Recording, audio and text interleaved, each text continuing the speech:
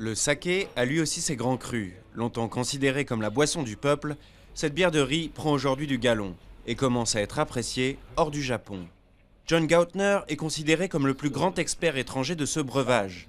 L'association des brasseurs du pays l'a même sacré samouraï du saké. Il dégage un puissant arôme de melon, ce qui est typique du saké utilisant ce type de levure, un goût de riz très fort, une acidité prédominante, comme c'est le cas de bien des Junmaishu. Le Junmaishu est une catégorie de saké qui signifie littéralement pur riz.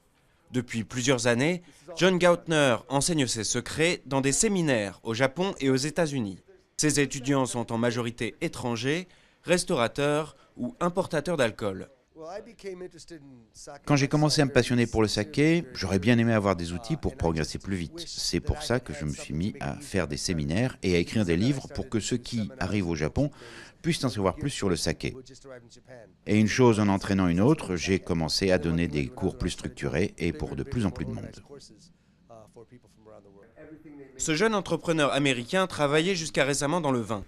Mais son amour pour le saké l'a poussé à suivre cette formation pour produire le sien dans l'Arkansas.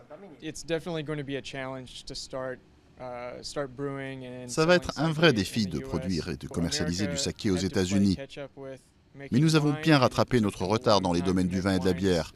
Aujourd'hui, on fait du vin aussi bon que les meilleurs vins européens et de la très bonne bière. Ça prendra du temps, mais je pense que la même chose va se produire avec le saké.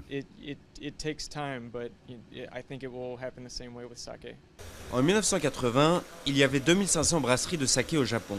Aujourd'hui, il n'en reste plus que 1300. Les jeunes n'en boivent plus, mais un public de passionnés se développe.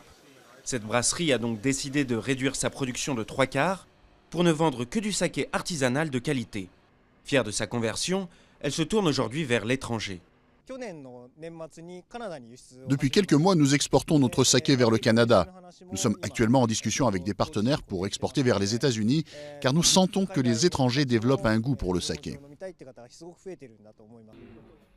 Et John Gautner y est peut-être pour quelque chose. Au Japon depuis 25 ans, on le décrit souvent comme un saké évangéliste.